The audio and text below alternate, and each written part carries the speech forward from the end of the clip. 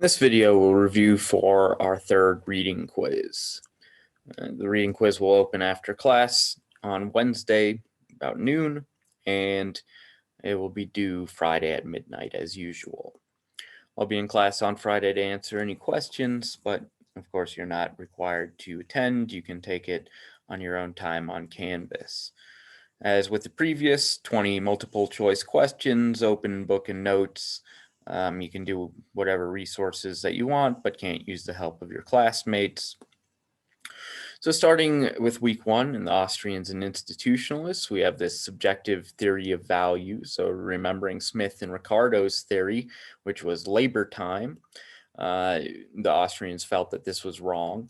Values or market prices don't depend on usefulness of a product or on production time, only on individual preferences or the perception of how much utility is going to be gained. So an individual looks at a product or service, figures out how much utility or how much happiness they'll get out of it, and that is their valuation. We also get this theory of the Austrian methodology, which is deductive, like from Mill, this a priori approach. But the Austrians believe that the only source of true economic knowledge comes from the observation of actual human behavior.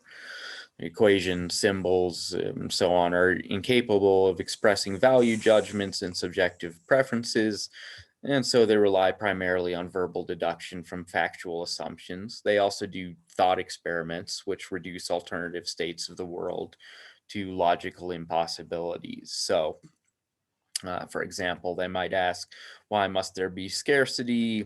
Suppose not. The world that we would live in wouldn't make any sense for these reasons. So it's sort of this logical deduction. We get this theory of business cycles ultimately, and business cycles being naturally occurring. A couple of theories like sunspot theory or business cycles coordinating with sunspots, or other theories of why business cycles might be natural. Ultimately, we get a laissez-faire approach out of the Austrians, and because the Austrians fear that central bank or government intervention is likely to distort price signals and then ultimately mess with natural business cycles. So the Austrians believe that prices and interest rates are the primary means by which consumers and investors make decisions, primary signals telling whether to consume or to invest. And the Austrians fear that loose money or low interest rate policies may spur consumption and investment in the short run, but will do so in a way which results in inflation. In particular, you have all of these people who see these, kind of higher prices and low interest rates as being signs of good investment, but ultimately things come back to their equilibrium states. So we have this short run over investment, which could result in prolonged economic crashes when the prices drop back down and everyone's investment wasn't quite as good as they seemed. So I had mentioned in class earlier that the Austrians kind of dropped out of economic significance throughout most of the 1900s, and then sort of reappeared during the bubble and housing crash of the early 2000s. And many of Austrian economics of the time had been predicting that sort of overinvestment happening. Out of Bombauer, we get this idea of roundaboutness, or the role that time plays in production. So producers face this choice of producing now using the current technology that they have, or delaying production into the future to invest in a more efficient production process. So Bombauer gives the example of getting water from a well for the town versus installing a running water system. If you want the running water system, it's going to take some time to install, fixed costs, and so on.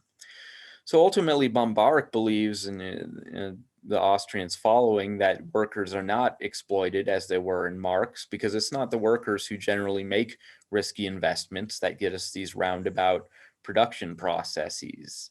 If we wanted these more efficient production processes over time, people would have to invest in them, and so there needed to be some sort of profit. Right, now the institutionalists, we talk about formal and informal institutions, formal institutions being generally enforceable like government laws and contracts, and informal culture, ethics, religion. The idea here is that, like the Austrians, the institutionalists believed that true economic knowledge comes from understanding individual behavior and how individuals make choices.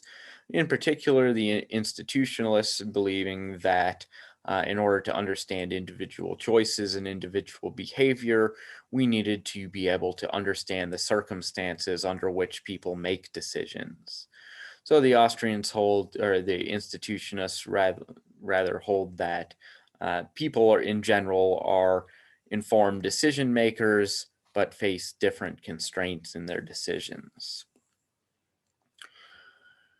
Out of Veblen, we have this idea of conspicuous consumption, which is consumption or leisure undergone with the sole purpose of displaying wealth or class status. This is driven by the desire to emulate and ultimately be a part of the leisure and ownership class rather than revolting or rising up against this class and their oppression. So we talked in class about various examples of conspicuous consumption.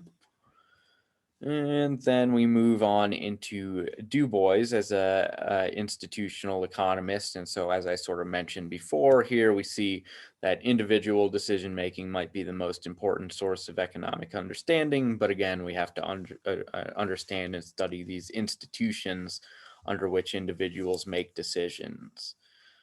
Study of difference should be a study of institutions and circumstances surrounding individual decision. All right, moving on into week two with their Keynesian policy. So, started by just sort of outlining some general theories on the causes of the Great Depression. In the Austrians, you have these naturally occurring business cycles, or in the general literature leading up to the Great Depression in Keynes, it talks about business cycles and what happens in a business cycle. Well, you have some economic downturns, prices, interest rates, and markets fall, but then consumers and investors have incentive to spend and invest more at the low prices. If during expansions prices become too high, then consumers, investors back off, prices fall back to equilibrium. So we have ultimately this sort of like, hovering around this equilibrium over time, where prices and production are managed naturally within markets. So in the Austrian theory, we had the Great Depression caused by overinvestment during what was known as the Roaring Twenties, these loose money policies, low interest rates.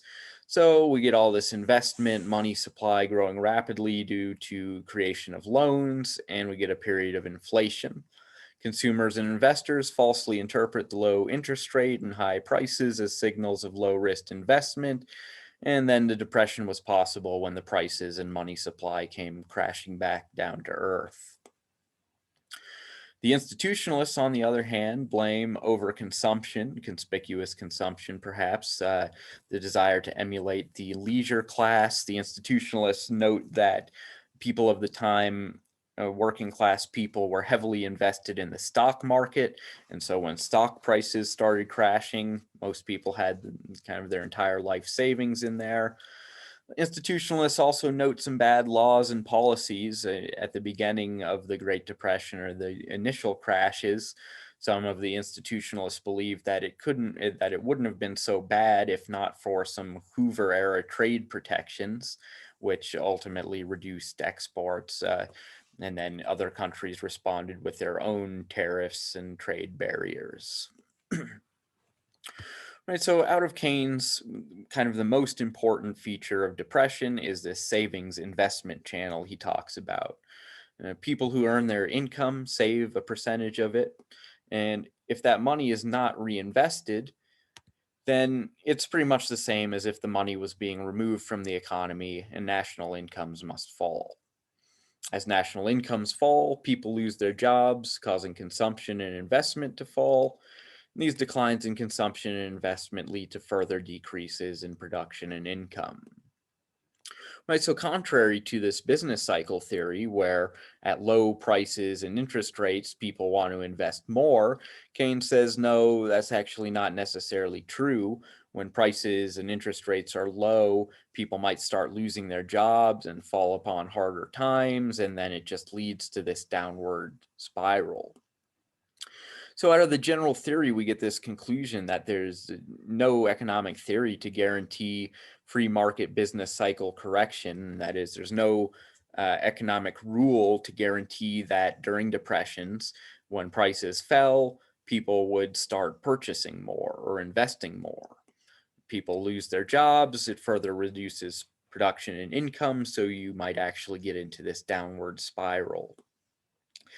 Businesses are unwilling to invest if they're hesitant about future economic states. And so while the government might not directly spur C&I, it could increase its spending in order to offset these declines in C&I until enough money is back in circulation to maintain price stability and employment. So ultimately, it's the government's role to manage inflation and unemployment using what we now know as these fiscal policies, tax, government spending, transfer programs, where we offset inefficiencies in aggregate demand where C and I are too low or too high.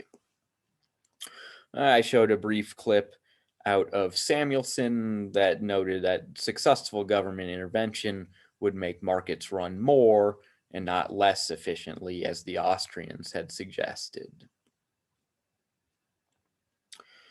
So finally, I presented some critiques of Keynesian theory. There's the sort of expense or inefficiency critique. The US economy didn't really come close to a full recovery until after World War II, when the wartime efforts had pushed spending to way higher than they had been under the New Deal.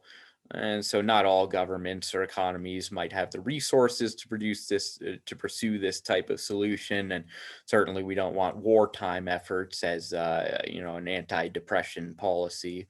Every time the economy gets bad, we just go to war to increase government spending and get us out of depression. Not ideal. Federal government possibly not capable of assessing and addressing individual needs. So in module 2, we looked at the Chicago public housing project. So what will this government spending be on? If it's not on the right thing, then it's not going to matter. It could even possibly make things worse.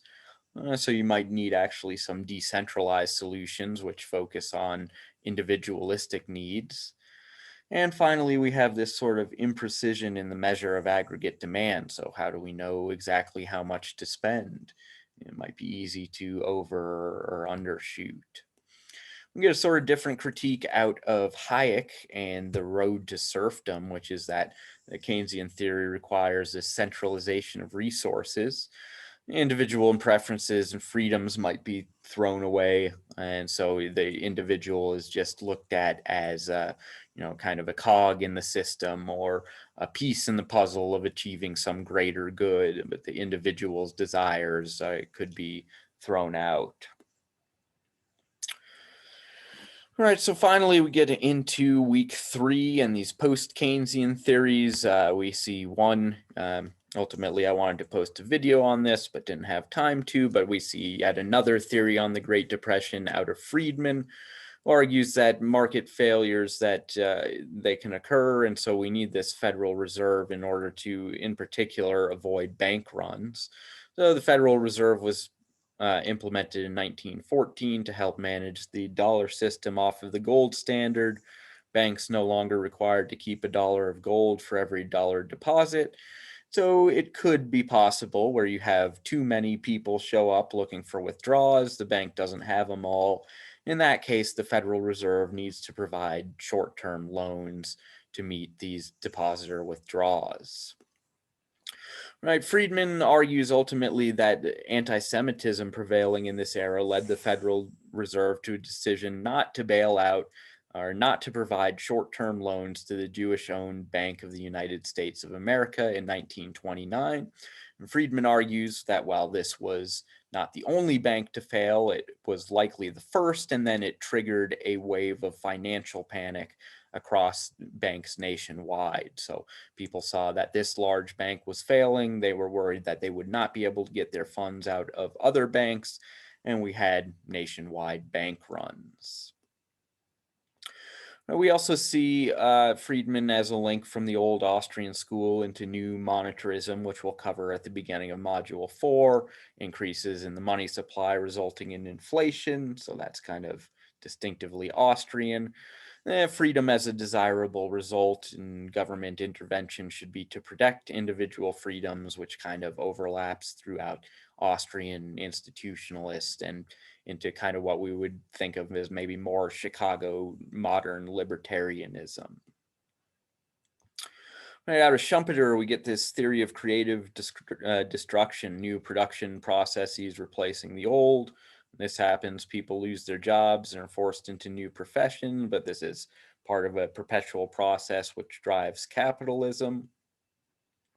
And ultimately, we see as this creative destruction occurs, the newer, better production processes are more profitable than the old. This might result in some market power, a high degree of market concentration or monopoly. This is what Schumpeter called trustified capitalism. As markets become monopolized, the focus is going to shift away from improvement and innovation and growth and just towards maintaining profits or a corporate status quo. And so ultimately, Schumpeter concludes that in some cases, powerful corporations could become more efficient at innovation, but that we're going to need democratic socialism to manage these corporations to avoid the exploitation or alienation which would occur in Marxian theory.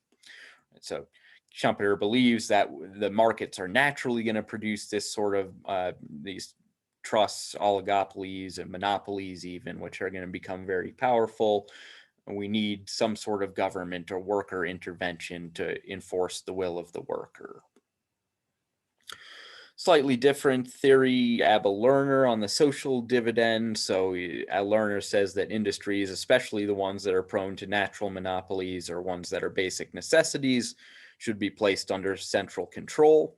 And then contrary to a command economy where the central control would appropriate the revenues, into other goods and services or how it sees fit, they would redistribute the profits lump sum to the public. So this is sort of public owned, public operated, and the public would profit off of the company instead of the government profiting. Right, so we talked a little bit about these kind of two theories of socialism, why socialism, and then I also talk in my main video about sort of the critiques of socialism, some of the most prevalent ones. Okay, so this is a short review. Let me know if you have any questions. I still haven't written the exam at the time of making this video, so it's going to adhere very closely to this list. Let me know if you have any questions or comments.